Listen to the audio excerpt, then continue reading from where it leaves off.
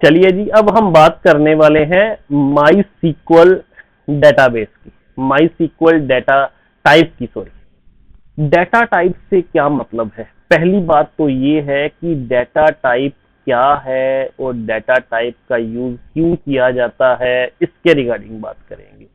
Data type बताती है that which type of data we can store in a column. हम column में किस तरह का डाटा स्टोर करवा सकते हैं। लाइक ये देखो, बेसिकली थ्री कैटेगरीज में डिवाइड किया गया है डाटा टाइप को। पहली है टेक्स्ट डाटा टाइप, ठीक है जी, जिसको आप स्ट्रिंग डाटा टाइप भी बोल देते हो। दूसरी है न्यूमेरिक डाटा टाइप, तीसरी है date and time data type, ठीक है जी। अब इन डाटा टाइप्स को हम डिटेल में जानेंगे बड़े आराम से। कहते जो करेक्टर डाटा टाइप है, जो स्ट्रिंग डाटा टाइप है, वो सपोर्ट करती है वेर कैर। जो वो पहले तो सपोर्ट करती है कैर को। कैर एक डाटा टाइप है, इसमें आप टेक्स्ट वैल्यू एंटर कर सकते हो और टेक्स्ट वैल्यू का जो फिक्स साइज रहेगा 1 to 255 करेक्टर्स एंटर कर सकते हो। Unused portions are padded with spaces. अब देखो मैंने क्या किया, मान लो मैंने एक यहां पे लिखा कैर और एक यहां पे मैंने साइज ले लिया, ए नाम का मैंने एक यहां पे वेरिएबल डिफाइन किया और मैंने उसके अंदर बोला 20 साइज, मान लो 1 2 3 4 5, ठीक है, जिस तरह से डाटा है।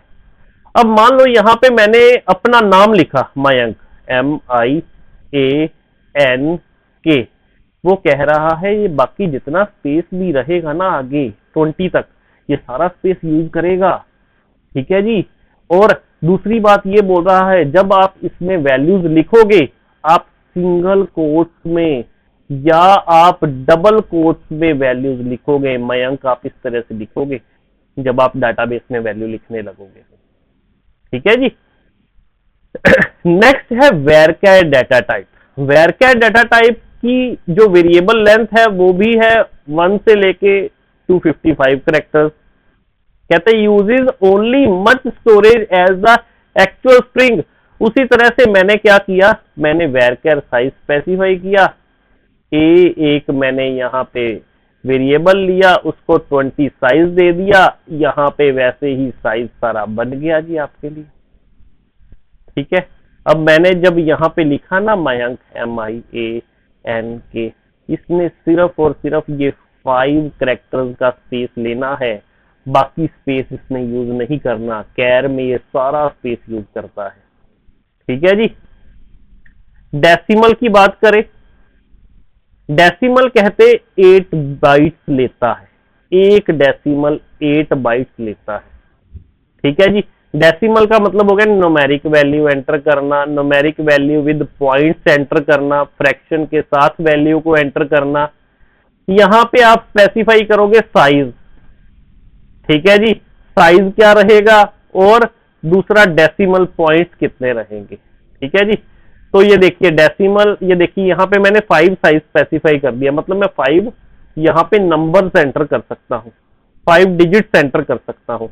और 2 पॉइंट के बाद में कितने डिजिट्स एंटर कर सकता हूँ, मतलब डी का मतलब ये है। यहाँ फ्लोट, फ्लोट ये 2 बाइट्स लेती है, डेसिमल 8 बाइट्स लेती है, फ्लोट 2 बाइट्स लेती है मेमोरी, ठीक है जी। अब फ्लोट में m का मतलब क्या है, डिस्प्ले लेंथ, मतलब कितनी लेंथ तक हमने डाटा लेना है, ठीक है जी। यहाँ पे मैंने लाइक ले लिया 10 डिजिट एंटर कर सकता हूँ, ठीक है जी। 2 का मतलब है आफ्टर पॉइंट कितने में यहाँ पे डेसिमल पॉइंट एंटर कर सकता हूँ, ठीक है जी। मान लीजिए मैंने यहाँ पे एंटर किया 2 5 6 8 पॉइंट, पॉइंट के बाद अब मैंने यहाँ पे पॉइंट के बाद क्या लिखा, 2 वैल्यूज एंटर कर सकता हूँ, 53 लाइक एंटर कर दिया 53। इसके बाद नहीं, अब मैं कुछ भी एंटर कर सकता, ठीक है जी। अब नेक्स्ट है integer data type. Integer data type ये बोलती है कि आप सिर्फ होल नंबर स्टोर करवा सकते हो विदाउट डेसिमल पॉइंट। ये 4 बाइट्स लेता है। इसकी विड्थ रहती है आपको 11 डिजिट। ठीक है जी, एज हो गया, रोल नंबर हो गया, किसी चीज की क्वांटिटी हो गई, किसी चीज का काउंट हो गया, वो कभी भी डेसिमल पॉइंट्स में नहीं आता, वो नंबर में आता है। वो नंबर में आप उसके लिए कौन सी डाटा टाइप यूज करोगे? इंटीजर टाइप की। ठीक है जी। नेक्स्ट आ गया डेट।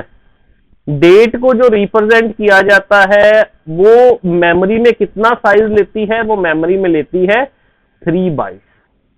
ठीक है जी। और रिप्रेजेंट कैसे की जाती है? Y/Y, MM and DD। ठीक है जी। इस तरह से ये देखिए, यहां पे इस तरह से डेट को रिप्रेजेंट किया जाता है। ईयर वैल्यू 1 बाइट लेती है और स्टोर करती है वैल्यू 2 से लेके 4 डिजिट तक। ठीक है जी। इस तरह से आप लास्ट 2 डिजिट्स भी एंटर कर सकते हो, लाइक 2026 चल रहा है ईयर, आप सिर्फ 26 भी ले सकते हो। दैट मीन्स दैट्स वाई वो बोल रहा है कि ईयर वैल्यू में आप 2 से लेके 4 डिजिट तक एंटर कर सकते हो। टाइम कहते 3 डिजिट्स लेता है। ठीक है जी। टाइम में क्या आएगा? पहले एच में आ गया hours, MM minute, SS second.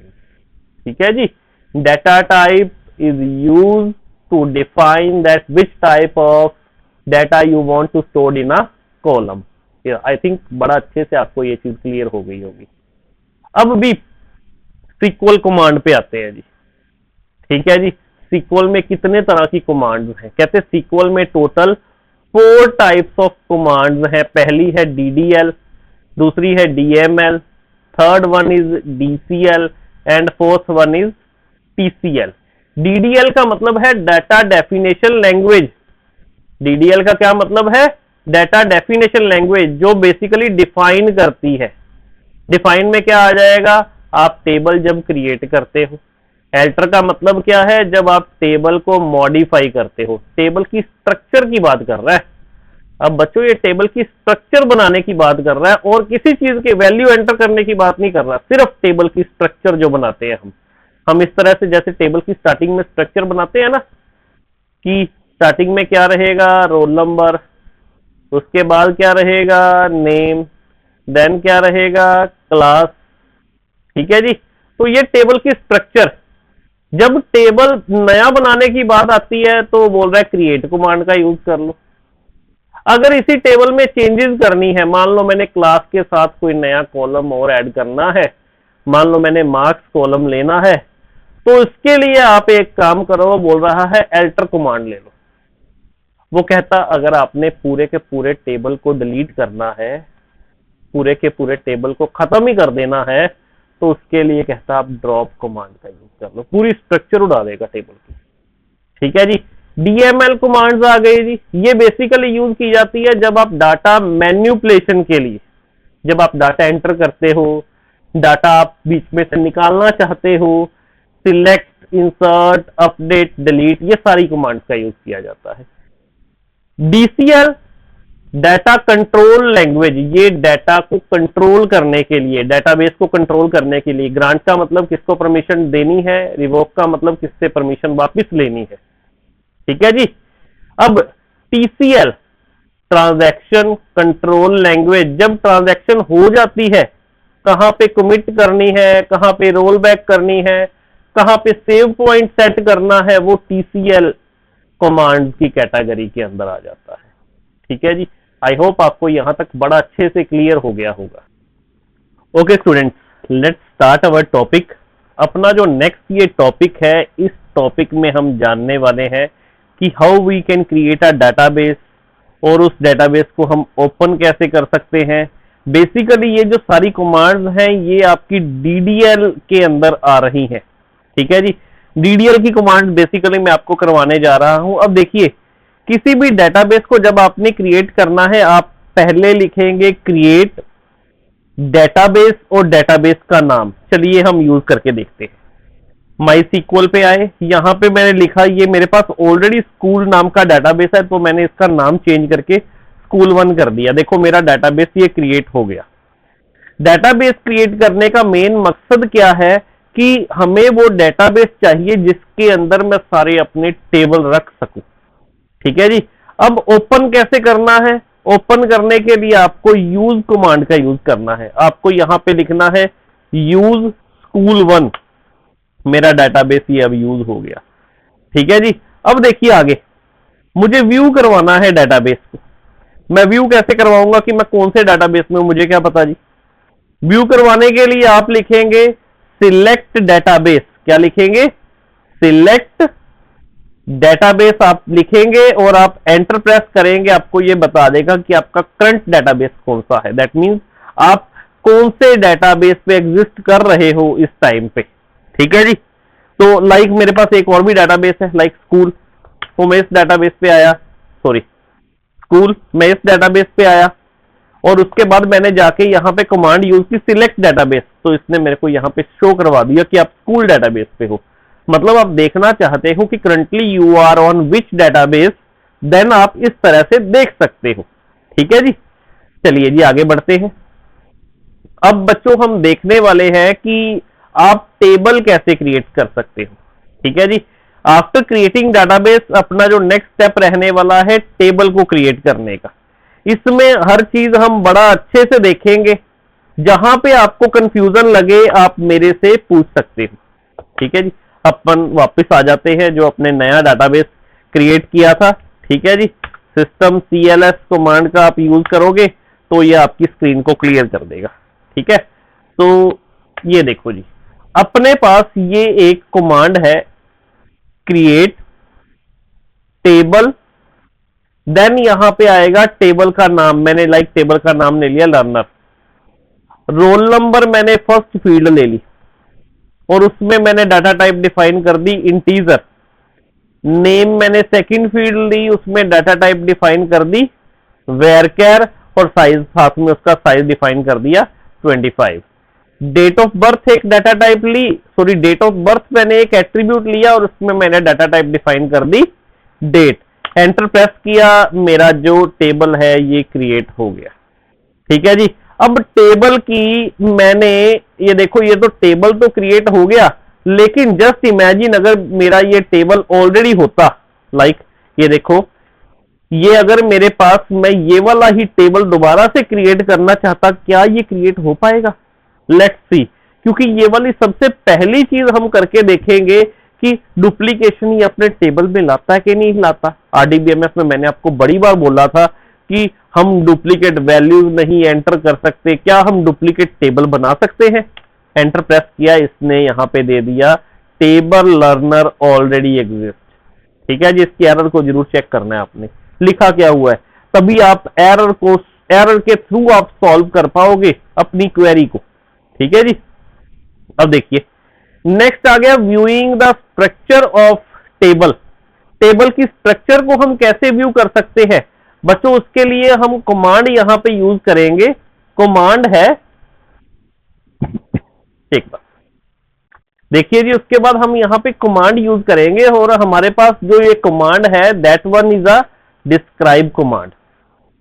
DESC command भी यूज कर सकते हो, डिस्क्राइब कमांड भी यूज कर सकते हो। ये टेबल की स्ट्रक्चर रिप्रेजेंट कर देगा। दैट मीन्स उसका कॉलम, उसकी डाटा टाइप, उसकी सारी डिटेल रिप्रेजेंट कर देगा। जो भी आपने कॉलम, जो भी आपने पूरा टेबल बनाया है, देखिए किस तरह से। ठीक है। लेट्स सी, हम यहां पे लेते हैं डिस्क्राइब लर्नर, अपना टेबल है और सेमीकोलन का मतलब क्या है? हम हर बार सेमीकोलन का यूज कर रहे हैं। देखो यहां पे भी यूज किया, इसके ऊपर भी यूज किया, उसके ऊपर भी यूज किया। सेमीकोलन का क्या मतलब है? सेमीकोलन का मतलब है end of the statement. Statement का एंड हो गया है, अब इसके बाद कुछ नहीं है। कंपाइलर को बता दिया मैंने, कमांड लाइन इंटरफेस को MySQL के, कि अब भी यहां पे एंड कर दे। अब देखो डिस्क्राइब लर्नर, इसने मेरे को फील्ड बताई कौन सी है जी, roll number, name, date of birth, ये फील्ड है। उसकी डाटा टाइप डिफाइन की, हर फील्ड की, रोल नंबर की डाटा टाइप क्या है, वेरकेर की डाटा टाइप क्या है, डेट की डाटा टाइप क्या है। फिर इसने डिफाइन किया कि आप नल वैल्यू किस किस में एंटर कर सकते हो, यस का मतलब है आप एंटर कर सकते हो। ठीक है जी, तो बाय डिफॉल्ट नल डिफाइन की हुई है, की हमने कोई भी नहीं दी है तीनों में। ठीक है जी, तो इस तरह से हम टेबल की स्ट्रक्चर को देख सकते हैं डीईएससी या डिस्क्राइब कमांड से। कहते describe command is used to view the structure and description of table. Column name can not have space, use underscore instead. अब देखो यहां पे जब आपने कॉलम नेम लिए थे ना, लाइक रोल नंबर लिया था, नेम लिया था, उसके बीच में स्पेस नहीं आप लेके आ सकते। मान लो आपको मैं इसकी एग्जांपल दिखाता हूं, एक बार रुकिए। अपने पास ये एक टेबल था, ये आपके पास टेबल था, ठीक है जी, लर्नर नाम का। मैंने, चलो हम ये बोल देते हैं कि हाँ, सेम जो टेबल है वो नहीं हम डिफाइन कर सकते। ठीक है जी, हम एक काम करते हैं, एक और टेबल लेते हैं, क्रिएट टेबल, टेबल का नाम learner1,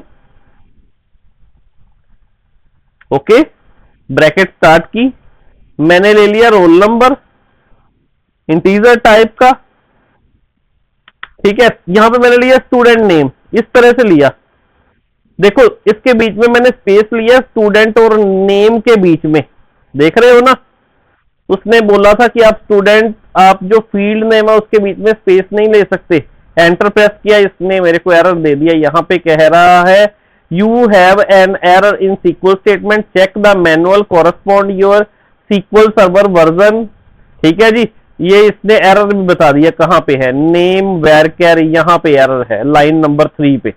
देखो एरर मुझे इसने डिफाइन कर दिया। तो मतलब आप जो भी लेने लगे हो फील्ड नेम, फील्ड नेम में स्पेस नहीं ले सकते हो आप। ठीक है जी, चलिए जी नेक्स्ट आगे बढ़ते हैं। अप्लाइंग कॉन्स्ट्रेंट्स, कॉन्स्ट्रेंट्स को वन बाय वन देखते हैं। ठीक है जी, चलिए यहां से स्टार्ट करते हैं। पहली हम बात करते हैं प्राइमरी की कॉन्स्ट्रेंट की। प्राइमरी की कॉन्स्ट्रेंट, प्राइमरी की क्या बोलती है? प्राइमरी की कहती है कि पहली चीज, प्राइमरी की किन चीजों से मिलके बनी है? एक तो बनी है ये नॉट नल एट्रीब्यूट से मिलके, दूसरी यूनिक एट्रीब्यूट से मिलके बनी है। दैट मींस ये दोनों एट्रीब्यूट इसमें है। कौन कौन से? एक तो नॉट नल एट्रीब्यूट है इसमें, दूसरा यूनिक एट्रीब्यूट है इसमें। नॉट नल एट्रीब्यूट ये बोलता है कि null value can not contain null value.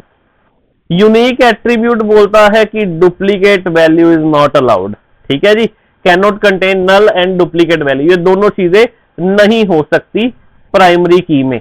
चलिए हम पहले अब प्राइमरी की का यूज देखते हैं कि हम प्राइमरी की को किस तरह से यूज कर सकते हैं। अब देखिए अपने पास एक टेबल है एम्प्लॉय। ठीक है जी, एम्प्लॉय ये टेबल है, और ये जो मैं अब क्या करने वाला हूं, मैं इनलाइन प्राइमरी की आपको यूज करके दिखाने वाला हूं। इनलाइन प्राइमरी की से मतलब ये है कि हम एक कॉलम पे यूज करने वाले हैं, सिंगल कॉलम में। ये देखो एम्प्लॉय आईडी के साथ मैंने क्या किया, प्राइमरी की यूज कर दी। ठीक है, एम्प्लॉय आईडी के साथ मैंने यहां पे डाटा टाइप डिफाइन की इंटीजर, एम्प्लॉय नेम के साथ डाटा टाइप डिफाइन की वेरकेर, डेट ऑफ बर्थ के साथ डाटा टाइप डिफाइन की डेट, और जेंडर के साथ डाटा टाइप डिफाइन की करेक्टर, सैलरी के साथ फ्लोट डाटा टाइप डिफाइन की। दैट मीन्स कि 9 डिजिट्स रहेंगे और डेसिमल पॉइंट के बाद 2 डिजिट्स रहेंगे। ठीक है जी, एंटर प्रेस किया, इसने मेरा ये टेबल क्रिएट कर दिया। अब चलिए इस टेबल की स्ट्रक्चर देखते हैं। ठीक है जी, डीईएससी मैंने आपको बताया था ये स्ट्रक्चर को रिप्रेजेंट करता है। ठीक है,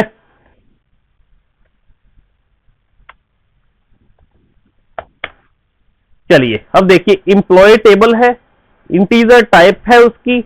यहां पे इसने कहा नल वैल्यू आप एंटर नहीं कर सकते। दैट मींस पहला एट्रीब्यूट डिफाइन कर दिया, नॉट नल एट्रीब्यूट यहां पे आ गया।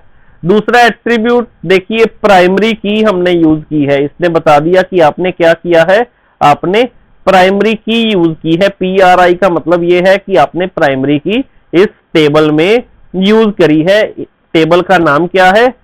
एम्प्लॉय।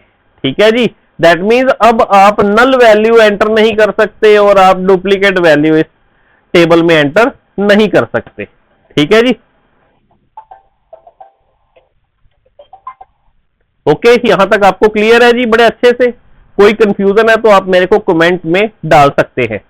तो आगे देखिए, हम बात करने वाले हैं कंपोजिट प्राइमरी की। कंपोजिट प्राइमरी की क्या है? कंपोजिट प्राइमरी की से मतलब है जो प्राइमरी की हम दो कॉलम्स पे लगाए लेकिन प्राइमरी की एक रहेगी। ठीक है जी, वो बोल रहा है both roll number and receipt number together form the primary की, दोनों मिलके प्राइमरी की बनाएंगे। देखिए किस तरह से, देखिए मैंने यहां पे लेके आया जी, मैंने यहां पे क्रिएट किया टेबल फी, टेबल का नेम डिफाइन कर दिया, roll number, data type integer, date of birth, data type date, receipt number integer, उसकी डाटा टाइप डिफाइन कर दी। अमाउंट, अमाउंट को मैंने बोला फ्लोट, उसकी डाटा टाइप रहेगी, मैक्सिमम 9 डिजिट्स ले सकता है, आफ्टर डेसिमल पॉइंट 2 डिजिट्स ले सकता है। और प्राइमरी की मिलके बनाएगी, दो कॉलम्स को मिला के प्राइमरी की बनेगी। दो कॉलम्स कौन से हैं? रोल नंबर और रिसिप्ट नंबर, लेकिन ओवरऑल प्राइमरी की एक रहेगी। इन दोनों को मिलके एक प्राइमरी की बनी है। ठीक है जी, ये देखिए क्रिएट हो गई प्राइमरी की।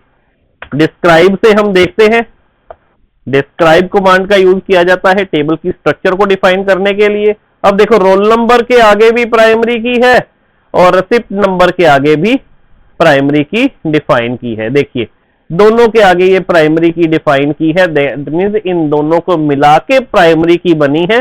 That is called a composite primary की, जो दो फील्ड को मिला के बनी हो लेकिन ओवरऑल एक प्राइमरी की होती है टेबल में। ये चीज याद रखना कि टेबल में कितनी प्राइमरी की होती है। टेबल में हमारे पास यहां पे सिंगल प्राइमरी की रहती है, एक से ज्यादा प्राइमरी की आप टेबल में नहीं डिफाइन कर सकते। ठीक है जी, चलिए अब हम बात करते हैं नॉट नल एट्रीब्यूट की।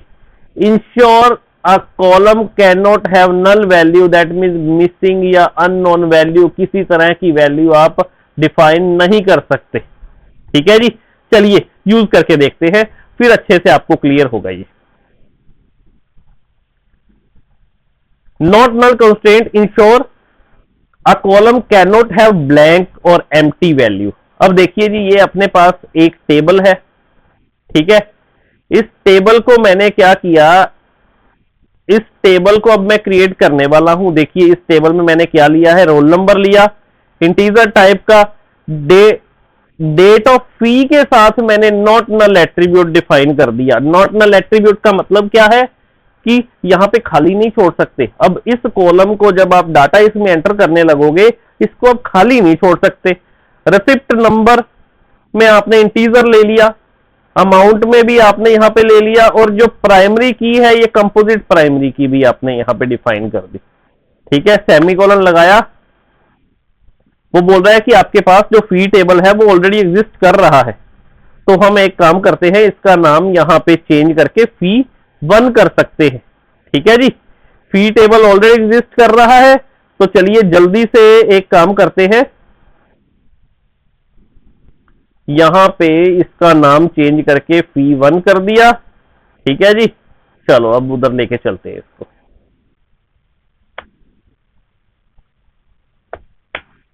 लो भी अपना ये जो टेबल है ये क्रिएट हो गया। अब DESC फी 1 नाम से ये अपना टेबल बन गया। अब देखो ये कह रहा है कि देखो अब हमने किस पे लगाई थी नॉट नल एट्रीब्यूट, सिर्फ इसको देखेंगे एक बार। Date of fee, date of fee पे हमने नॉट नल एट्रीब्यूट लगाया था, तो यहां पे आ गया no you are not allowed to enter any null value.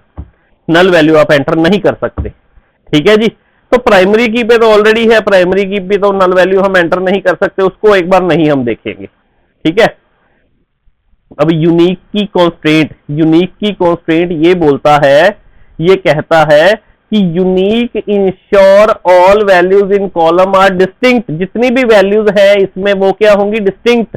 That means unlike primary key और यूनिक की, यूनिक की क्या, unlike primary key unique allow null. अब इसका मतलब अच्छे से समझ लो, प्राइमरी की जो थी वो मिलके बनी थी दो कीज से, दो कीज से। कौन से थे कीज, एक तो नॉट नल की, दूसरी की थी यूनिक की। दैट मीन्स आप प्राइमरी की में नल वैल्यू एंटर नहीं कर सकते थे। लेकिन यूनिक की क्या कहती है कि आप डुप्लीकेट वैल्यू एंटर नहीं कर सकते, लेकिन आप जो नल वैल्यू है वो एंटर कर सकते हो। ठीक है जी, खाली छोड़ सकते हो। बट उसने सिर्फ एक चीज बोली है कि जो आपकी नल वैल्यू है वो आप क्या है, एंटर नहीं कर सकते। अब देखो छोटा सा हम टेबल लेते हैं, क्रिएट टेबल, टेबल का नेम दे देते हैं जी fee2, ब्रैकेट स्टार्ट की, यहां पे मैंने लिया नेम, नेम स्पेसिफाई कर दिया वेरकैर टाइप का, और साथ में यहां पे ले लिया मैंने यूनिक एट्रीब्यूट।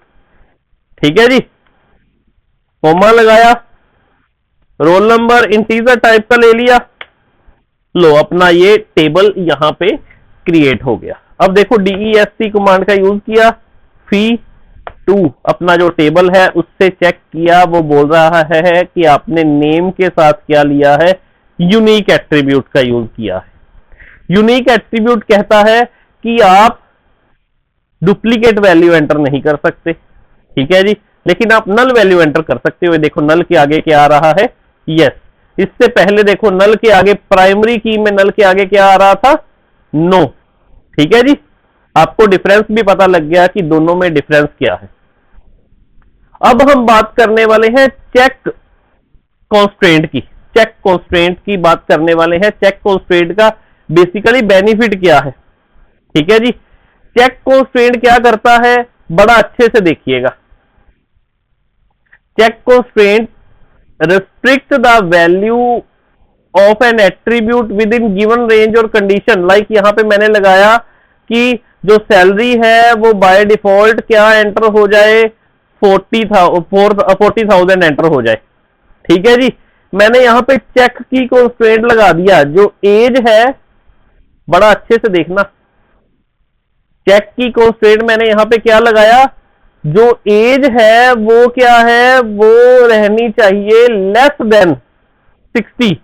जब हम एज एंटर करेंगे तो ये चीज वो चेक करेगा, चेक की कंस्ट्रेंट के थ्रू इसको चेक किया जाएगा कि हर पर्सन की एज 60 से कम होनी चाहिए। जिसकी 60 से ज्यादा हुई तो ये एरर शो कर देगा। तो चलिए इसको हम यूज करके देखते हैं, तो आपको और अच्छे से इसको क्लियर हो जाएगा। ठीक है,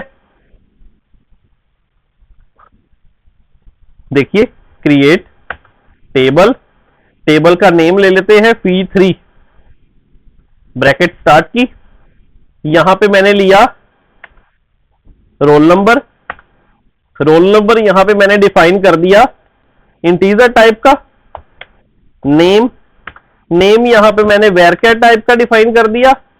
ठीक है जी, वेरकैर 20, कोमा मार्क्स, मार्क्स के साथ अब मैं क्या करने लगा हूं, मार्क्स इंटीजर टाइप का लेने लगा हूं, लेकिन साथ में मैं चेक लगाने लगा हूं, चेक की कंस्ट्रेंट लगाने लगा हूं। देखो जैसे इन्होंने लगाया है, चेक की कंस्ट्रेंट लगाया है, एज जो है वो क्या है, ग्रेटर देन, एज जो है वो लेस देन होनी चाहिए 60 से। मैंने यहां पे लिखा check marks is less than और इक्वल टू 100 होने चाहिए। अगर मार्क्स लेस देन और इक्वल टू 100 नहीं रहेंगे तो ये क्या करेगा, ये आपको एरर शो कर देगा। ठीक है जी, ये आपका बन गया। डिस्क्राइब करते हैं fee3, ये देखिए इन्होंने यहां पे डिस्क्राइब में नहीं, ये आपको पता लगेगा, लेकिन जब हम डाटा को इंसर्ट करने लगेंगे ना, इंसर्ट इनटू टेबल नेम क्या है, fee3। ठीक है जी, वैल्यूज, वैल्यूज जब इसमें हम डिफाइन करेंगे, लाइक रोल नंबर 1 है, नेम, नेम ए ले लो, और मार्क्स 90 ले लिए, एंटर प्रेस किया, इसने मेरे को रिकॉर्ड एंटर करने दिया। अब देखो जब मैं नेक्स्ट रिकॉर्ड यहां पे एंटर करने लगूंगा ना, 101, अब यहां पे देखो आ गया मेरे पास, मेरे को एंटर नहीं करने दे रहा। Check constraint fee3 check is violated, that means जो हमने यहां पे कॉन्स्ट्रेंट लगाया था, कॉन्स्ट्रेंट हमने यहां पे क्या लगाया था, जो मार्क्स हैं वो क्या है, वो लेस देन 100 होने चाहिए। दोबारा से एंटर करके देखते हैं, 100 एंटर करने दे रहा है, देखो 100 एंटर करने दिया। अब देखो आप टेबल की देख भी सकते हो, टेबल में जो डाटा एंटर हुआ है वो सही हुआ है। Select star from P3। देखो आपने जो डाटा एंटर किया वो डाटा आपके पास यहां पे रिफ्लेक्ट हो गया। ठीक है जी। तो मतलब क्या है कि आप इस तरह से चेक की कंस्ट्रेंट का यूज कर सकते हो। वो बोल रहा है MySQL does not enforce check की कंस्ट्रेंट, सो इन्फोर्स नहीं करता, आपकी मर्जी है, आपने लगाना है तो लगाओ, नहीं लगाना तो ना लगाओ। So it will not give an error even if you violate the check की कंस्ट्रेंट। ठीक है जी। अब देखो ये बोल रहा है कि डिफॉल्ट की कंस्ट्रेंट का क्या बेनिफिट है। ये देखो इन्होंने डिफॉल्ट की कंस्ट्रेंट का भी यहां पे यूज किया हुआ है। इनके साथ ब्लैंक छोड़ देते हो, खाली छोड़ देते हो, नल वहां पे एंटर कर देते हो वैल्यू, लेकिन ये नल एंटर नहीं करने देगा। ये क्या करेगा, उसकी जगह पे 40,000 वैल्यू एंटर करवा देगा। मतलब मिनिमम वैल्यू ये आपको एंटर करवा के दे देगा। ठीक है जी, जो आपने डिफॉल्ट वैल्यू यहां पे सेट की होगी। अब टेबल की स्ट्रक्चर को मॉडिफाई करने की बात आ गई। हमने क्या किया था, हमने टेबल लिया था, फी जो टेबल लिया था, मैंने टेबल की स्ट्रक्चर को अब मॉडिफाई करना है। मैंने कहा ऐसे कर, टेबल की स्ट्रक्चर को मॉडिफाई करने के लिए मैंने इसमें क्या किया, इसको बोला कि ऐड कर दे। ऐड क्या कर दे, नेम वैरचर डिफाइन कर दिया, आफ्टर रोल नंबर ऐड कर दे। ये देखो जी DESC फी। अब देखो इसने क्या किया, रोल नंबर के बाद इसने नेम टाइप की एक एट्रीब्यूट एंटर कर दिया। ठीक है जी। मैंने किया क्या, वो बड़े अच्छे से देखना, ये चीज अच्छे से देखने वाली है। एल्टर टेबल, टेबल का नाम डिफाइन किया, फी ऐड मैंने एक कीवर्ड लिया। ऐड क्या करे, नेम ऐड कर दे वैरचर टाइप का, उसका साइज 25 करे। कब, after roll number, roll number के बाद एंटर कर दे। देखो इसने रोल नंबर के बाद यहां पे एंटर कर दिया। ठीक है। अब देखो ये था कि आप एक स्पेसिफिक फील्ड को स्पेसिफिक पोजीशन पे लगाना चाहते हो, एट फर्स्ट पोजीशन। अगर आप फर्स्ट पोजीशन पे मान लो लगाना चाहते हो, मैंने कहा एक काम कर, नेम की जगह पे हम एक काम करते हैं और कोई ले लेते हैं यहां पे फील्ड। ठीक है जी, यहां पे ले लेते हैं स्टूडेंट आईडी। स्टूडेंट आईडी मैंने बिल्कुल फर्स्ट पे लगानी है, बाकी सारी कमांड सेम है। मैंने लास्ट पे क्या लिखा, मैंने लास्ट पे लिखा फर्स्ट। एंटर प्रेस किया, मेरा डाटा एंटर हो गया। अब हम चेक करते हैं। देखो स्टार्टिंग में अपने पास क्या आ गया, स्टूडेंट आईडी आ गई बिल्कुल टॉप पे। ठीक है जी।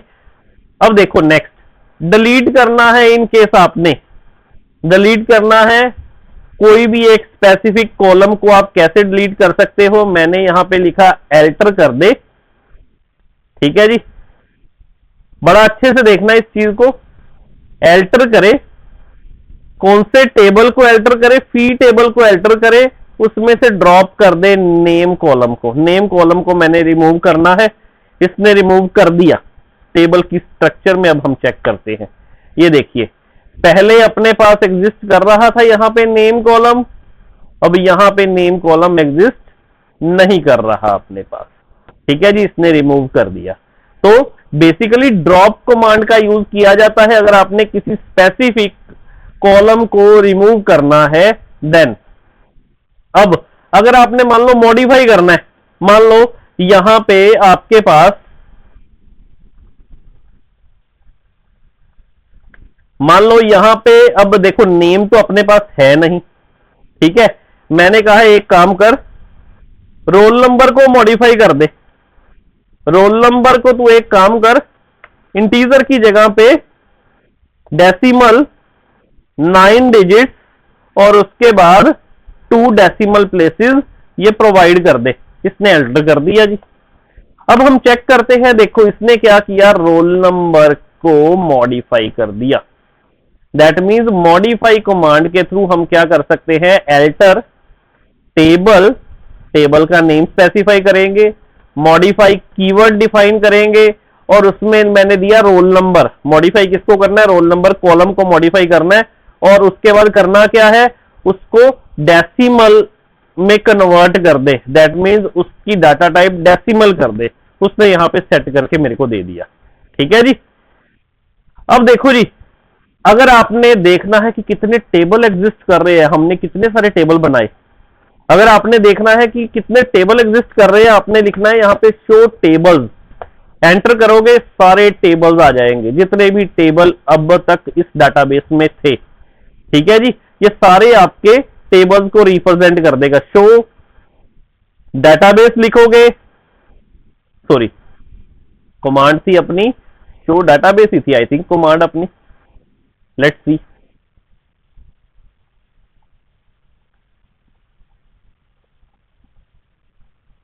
अपनी कमांड थी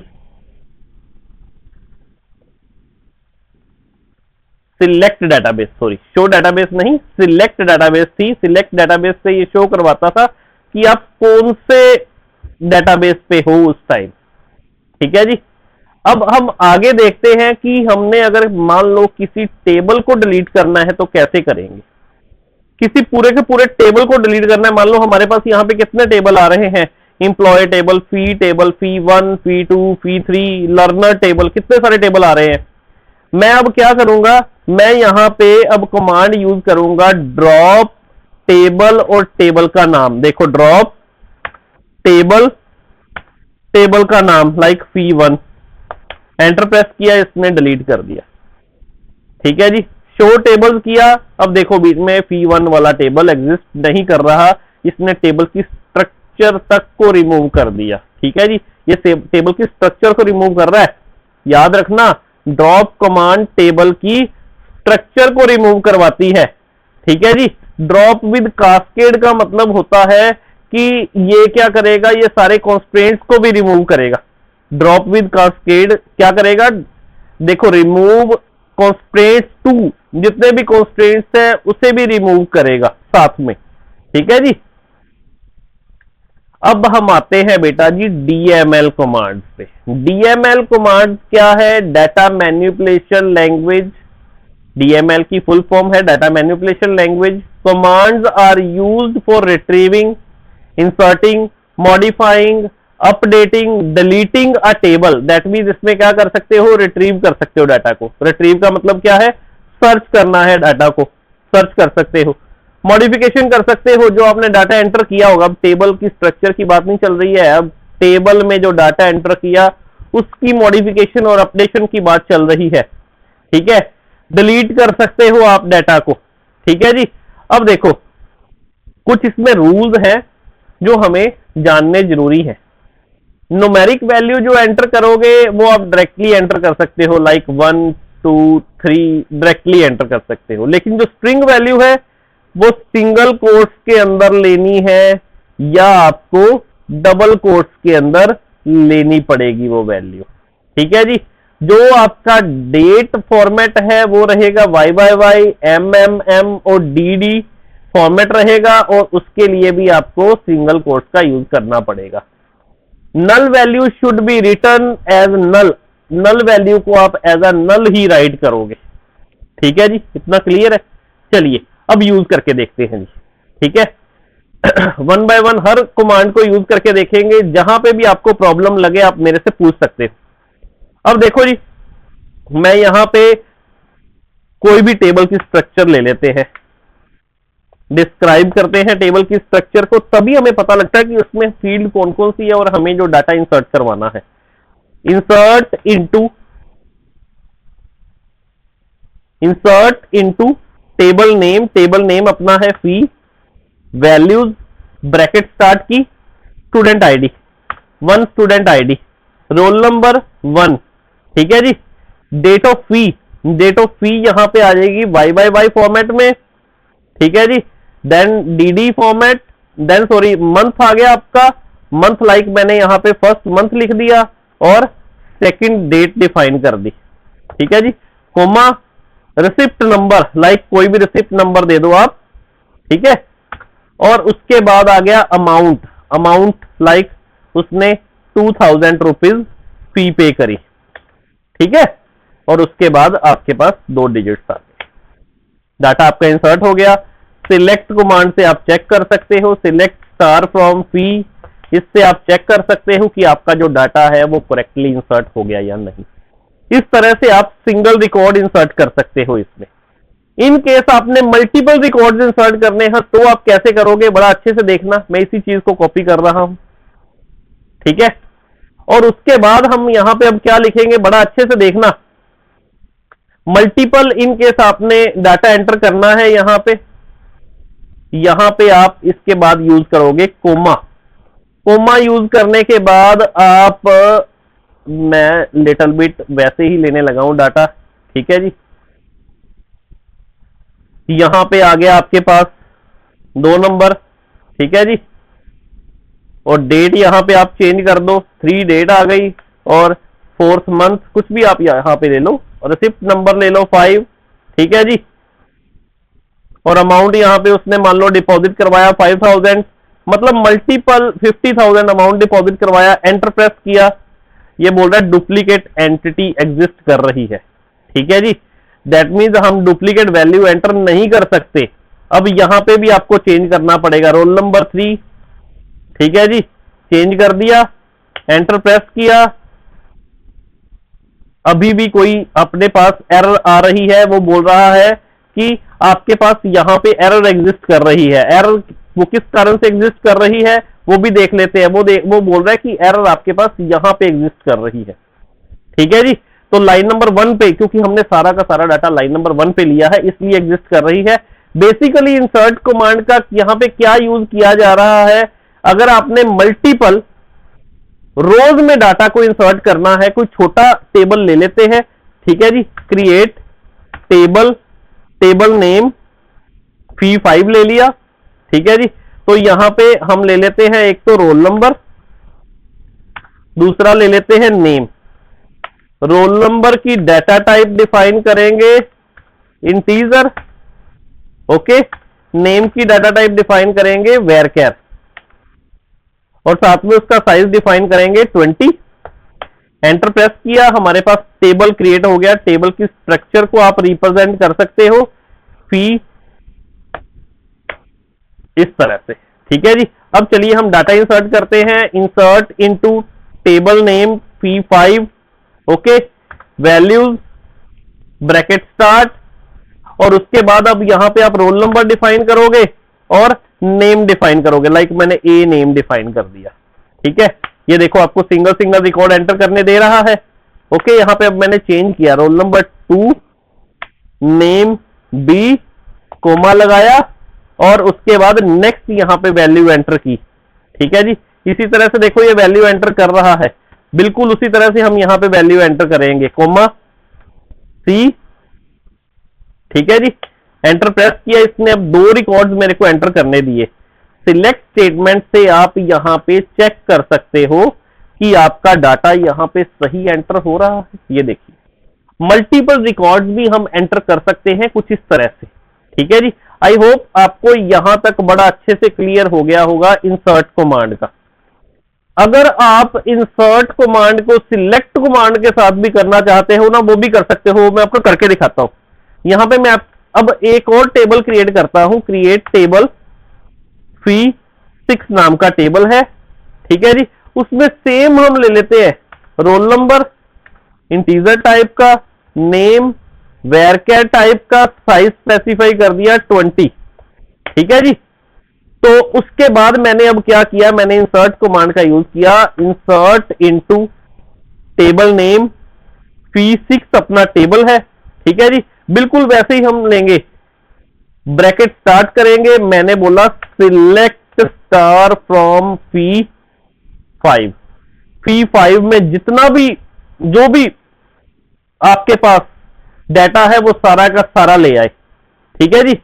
लेकिन इससे पहले एक बार हम ये चेक करते हैं कि अपना खाली पड़ा है ना टेबल, आपको ये ना हो कि कोई चीटिंग हो गई भी। ये देखिए आपका टेबल ये खाली पड़ा है, कुछ भी डाटा नहीं है, इसने यहां पे बता दिया कि योर रिकॉर्ड इज एम्प्टी। अब चलिए हम देखते हैं जी, हमने लिखा यहां पे insert into table name, table name है आपका फी 6, ठीक है जी।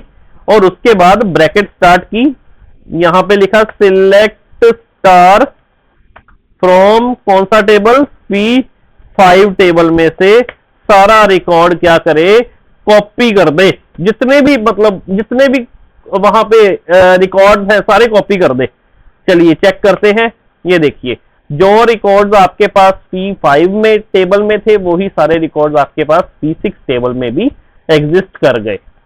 होप तो यहां तक आपको बड़े अच्छे से क्लियर होगा। अब हम सिलेक्ट कमांड का यूज करने लगे हैं।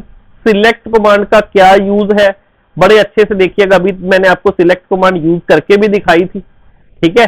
सिलेक्ट अगर आप देखो इस तरह से यूज करते हो, सिलेक्ट स्टार फ्रॉम P5, इस तरह से अगर आप यूज कर रहे हो, ये जस्ट क्या करेगा, स्टार का मतलब क्या होता है, इस चीज का मतलब समझ लेना। स्टार स्टार का मतलब होता है सारे कॉलम शो करवा दे, जितने भी कॉलम है, ठीक है जी। शो सारे कॉलम्स इसने हमें यहां पे शो करवा दिए, ठीक है जी। तो दूसरी एक और अपने पास कमांड है, कोई स्पेसिफिक कॉलम्स को अगर आपने शो करवाना हो तो आप वो स्पेसिफिक कॉलम नेम स्पेसिफाई कर सकते हो। किस तरह से, सिलेक्ट, मैंने बोला सिर्फ मुझे रोल नंबर शो करवाए, कहां से, फ्रॉम P5 टेबल से। तो इसने क्या किया, सिर्फ रोल नंबर ही मुझे रिप्रेजेंट करवाए, बाकी डाटा इसने मुझे रिप्रेजेंट नहीं करवाया। Is it clear? ठीक है जी। स्टार लगाओगे तो सारे कॉलम्स रिप्रेजेंट करवाएगा, अगर स्पेसिफिक कॉलम रिप्रेजेंट करवाने हैं तो कॉलम का नाम स्पेसिफाई कर दो आप।